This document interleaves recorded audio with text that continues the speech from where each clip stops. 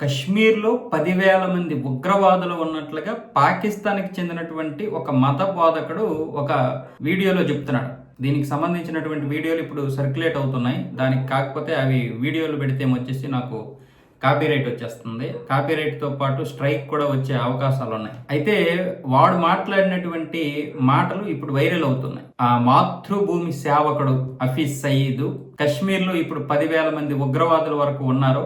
అంత సెట్ చేశాడు అన్న విధంగా మాట్లాడినటువంటి మాటలు ఇప్పుడు మన నిఘా కూడా పరిశీలిస్తుంది. 10,000 మంది ఉగ్రవాదులు అంటే రకరకాలుగా కేవలం కశ్మీర్లో మాత్రమే కాదు, భారత్లో వాళ్ళందరూ కూడా రకరకాల పనులు చేస్తున్నారు. వాళ్ళకి చాలా మంది సహాయకులు కూడా ఉన్నారు అన్న విధంగా వాడు మాట్లాడినటువంటి మాటలు అయితే ఇప్పుడు బాగా వైరల్ అవుతున్నాయి. దీని గురించి జమ్మూ కాశ్మీర్ పోలీసులు, బిఎస్ఎఫ్ అలాగే మిగతా దళాలు కూడా అప్రమత్తమయ్యాయి. అయితే ఇప్పుడు వీళ్ళు ఎక్కడ ఉంటారు అంటే దేశం మొత్తం మీద కూడా రకరకాల పనులతో ఉంటారు. వాళ్ళ యొక్క టార్గెట్ ఏదైతే ఉందో ఆ టార్గెట్కి ఉండొచ్చు, ఉండకపోవచ్చు. కానీ ఇప్పుడు జరుగుతున్నటువంటి పరిణామాలు చూస్తే ఒక 12-13 రాష్ట్రాల్లో జల్లెడ పట్టడానికి అయితే పక్కా ప్లాన్ వేసింది కేంద్ర ప్రభుత్వం.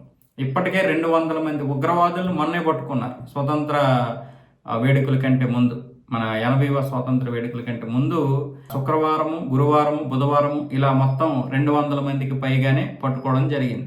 ఇప్పుడు హఫీజ్ సయీద్ చేతిలో కూడా అనేక మంది ఉగ్రవాదులు ఉన్నారు. వాళ్ళందరూ సంతోషంగా, హ్యాపీగా జమ్మూ కాశ్మీర్లోను మిగతా భారత ప్రాంతాల్లో కూడా వాళ్ళ యొక్క పనుల కోసం సిద్ధమవుతున్నారు అన్న విధంగా ఆ వీడియో ఉంది. అయితే అది పాతదా కొత్తదా, ఆ వీడియో ఎప్పుడుది అన్న విషయం ఇంకా తెలియరాలేదు. కానీ ఈ మధ్యలోనే మాట్లాడారు. అది నెల రోజుల క్రితం వీడియోనే, ఈ మధ్య వీడియో. అంటే ఖచ్చితంగా 10,000 మంది కాకపోయినా అక్కడ వాడిని పొగడ్డానికి చేసినా ఖచ్చితంగా ఒక 5-6 వేల మంది అయితే ఉంటారు. 5-6 వేల మంది బోర్డర్ దాటి వచ్చేయడం కాదు, ఇక్కడ ఉన్నటువంటి వారిని వాళ్ళు ఉగ్రవాదులుగా మార్చుకుంటున్నారు. అది ప్రధానమైనటువంటి సమస్య. దీని గురించి ఇప్పుడు అన్ని రాష్ట్రాల పోలీసులు చాలా బాగా ఎంక్వైరీ చేయాలి. ఇప్పుడు బయట నుండి వచ్చేవాడిని మనం ఎలాగైనా పట్టుకోవచ్చు, కానీ ఇక్కడ లోకల్గా ఉంటున్నటువంటి వారిని ఉగ్రవాదులుగా తయారు చేస్తేనే ఇప్పుడు వచ్చిన బాధ అంతా.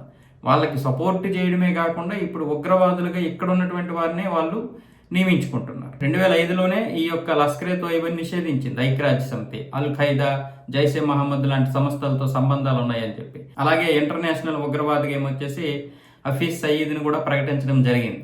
భారత్లో 2008తో పాటు అనేక ఉగ్రదాడులు చేశాడు వీడిని ఎలాగైనా సరే మొన్న ఆపరేషన్ సింధూర్లోనే మట్టు పెట్టేస్తారు అనుకున్నారు, కానీ ఆ కుటుంబ సభ్యులందరూ చచ్చారు, కానీ వీడు మాత్రం చావలేదు.